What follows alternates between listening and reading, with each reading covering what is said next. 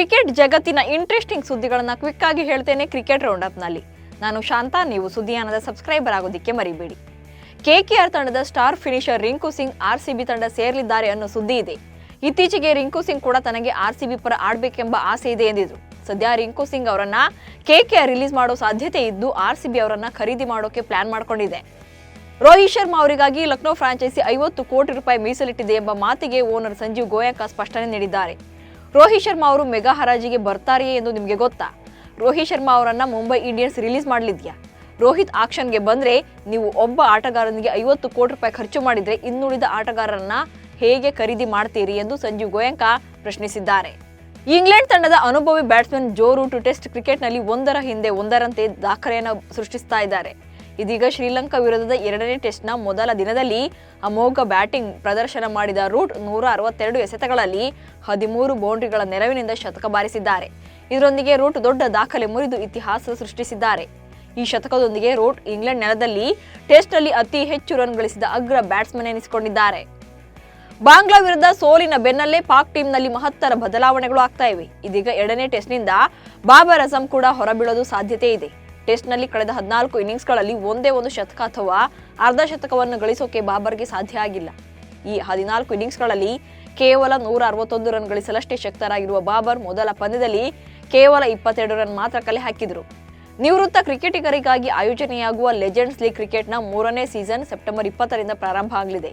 ಈ ಆವೃತ್ತಿಯಲ್ಲಿ ಶಿಖರ್ ಧವನ್ ಮತ್ತು ದಿನೇಶ್ ಕಾರ್ತಿಕ್ ಆಡ್ತಾ ಇದ್ದಾರೆ. ಕೇವಲ ಇವರಿಬ್ಬರು ಅಲ್ಲದೆ ಇನ್ನೂ ಹಲವು ದಿಗ್ಗಜರು ಈ ಲೀಗ್ನಲ್ಲಿ ಕಾಣಿಸಿಕೊಳ್ಳಲಿದ್ದಾರೆ. ಸುಮಾರು 40 ವರ್ಷಗಳ ನಂತರ ಶ್ರೀನಗರದಲ್ಲಿ ಕ್ರಿಕೆಟ್ ಲೀಗ್ ಆಯೋಜನೆ ಆಗ್ತಿರೋದು ಮತ್ತೊಂದು ವಿಶೇಷ. ಶ್ರೇಷ್ಠ ಸ್ಪಿನ್ನರ್ಗಳಲ್ಲಿ ಒಬ್ಬರೆನಿಸಿಕೊಂಡಿರುವ ರವಿಚಂದ್ರನ್ ಅಶ್ವಿನ್ ಸಾರ್ವಕಾಲಿಕ ಐಪಿಎಲ್ 11 ಅನ್ನು ಹೆಸರಿಸಿದ್ದಾರೆ. ಐಪಿಎಲ್ ಪ್ಲೇಯಿಂಗ್ 11 ನಿಯಮದಂತೆ ಅಶ್ವಿನ್ ಇಲ್ಲಿ 7 ಭಾರತೀಯ ಹಾಗೆ 4 ವಿದೇಶಿ ಆಟಗಾರರನ್ನು ಆಯ್ಕೆ ಮಾಡಿಕೊಂಡಿದ್ದಾರೆ. ಆದರೆ ಈ ತಂಡದಲ್ಲಿ ವೆಸ್ಟ್ ಇಂಡೀಸ್ನ ಸ್ಫೋಟಕ ದಾಂಡಿಗ ಕ್ರಿಸ್ ಗೇಲ್ ಹಾಗೂ ಆಲ್ರೌಂಡರ್ ಕಿರಣ್ ಪೊರಾಡ್ಗೆ ಸ್ಥಾನ ನೀಡಲಾಗಿಲ್ಲ.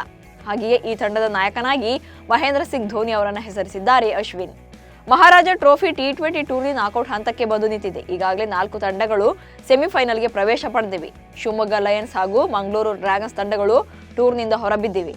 ಬೆಂಗಳೂರು ಬ್ಲಾಸ್ಟರ್ಸ್ ತಂಡ, Mysuru warriors, Hubballi tigers, Gulbarga mystics ಸೆಮಿಫೈನಲ್ಗೆ ಎಂಟ್ರಿ ಕೊಟ್ಟಿವೆ. ಮಹಾರಾಜ ಟ್ರೋಫಿ T20 ಟೂರ್ನಿಯ ಸೆಮಿಫೈನಲ್ ವೇಳಾಪಟ್ಟಿ ಅಂತಿಮಗೊಂಡಿದೆ. ಶುಕ್ರವಾರ ಮೊದಲ ಸೆಮಿಫೈನಲ್ನಲ್ಲಿ ಬೆಂಗಳೂರು ಬ್ಲಾಸ್ಟರ್ಸ್ ಹಾಗೂ ಗುಲ್ಬರ್ಗ ಮಿಸ್ಟಿಕ್ಸ್ ಸೆಣಸಾಡಲಿವೆ. ಶನಿವಾರ ನಡೆಯಲಿರುವ 2ನೇ ಸೆಮಿಫೈನಲ್ನಲ್ಲಿ ಮೈಸೂರು ವಾರಿಯರ್ಸ್ ಹಾಗೆ ಹಾಲಿ ಚಾಂಪಿಯನ್ ಹುಬ್ಬಳ್ಳಿ ಟೈಗರ್ಸ್ ಮುಖಾಮುಖಿಯಾಗಲಿವೆ.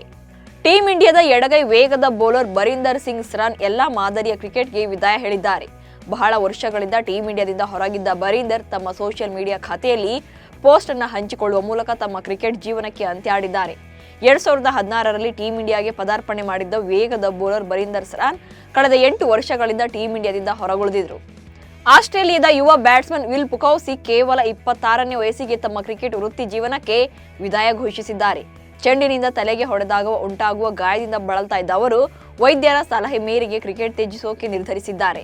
ವಿಲ್ ಪುಕೌಸಿ ಅವರು 2021ರಲ್ಲಿ ಭಾರತದ ವಿರುದ್ಧ ಆಸ್ಟ್ರೇಲಿಯಾ ತಂಡಕ್ಕೆ ಪದಾರ್ಪಣೆ ಮಾಡಿದ್ರು. ಇವಿಷ್ಟು ಇವತ್ತಿನ ಕ್ರಿಕೆಟ್ ರೌಂಡ್ ಅಪ್ ಸುದ್ದಿಗಳು. ನಮಸ್ಕಾರ.